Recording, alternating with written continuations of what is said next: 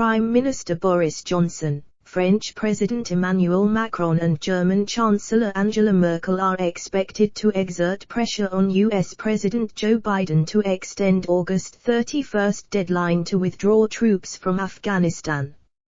President Biden is expected to decide whether to extend the deadline within 24 hours, with some of his advisers arguing against a delay for security reasons.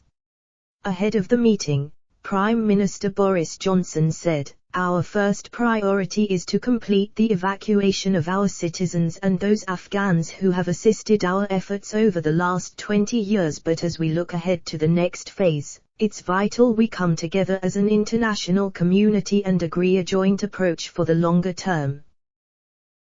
Boris Johnson said, "That's why I've called an emergency meeting of the G7, to coordinate our response to the immediate crisis, to reaffirm our commitment to the Afghan people, and to ask our international partners to match the UK's commitments to support those in need.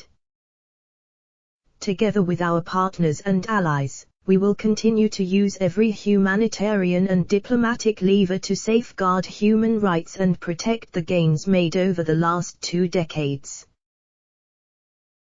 The Taliban will be judged by their deeds and not their words." EU leaders are particularly concerned about a major migration wave from Afghanistan as people desperately flee the much-feared Taliban rule. Greek Prime Minister Kyriakos Mitsotakis yesterday joined other EU leaders in their call to avert new migration flows from Afghanistan to Europe. He said, "It is important for the European Union to support the countries close to Afghanistan, in order to make sure that we won't have additional flows in Europe." He added, "We managed to avert it and we will continue with the same policy in the future."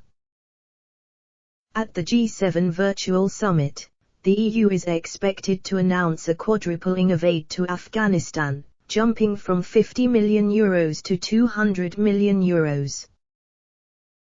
This comes after the doubling of UK humanitarian aid spending and the announcement of one of the most generous resettlement schemes in British history. This program will be one of the most generous in British history and is set to relocate up to 20,000 vulnerable Afghans.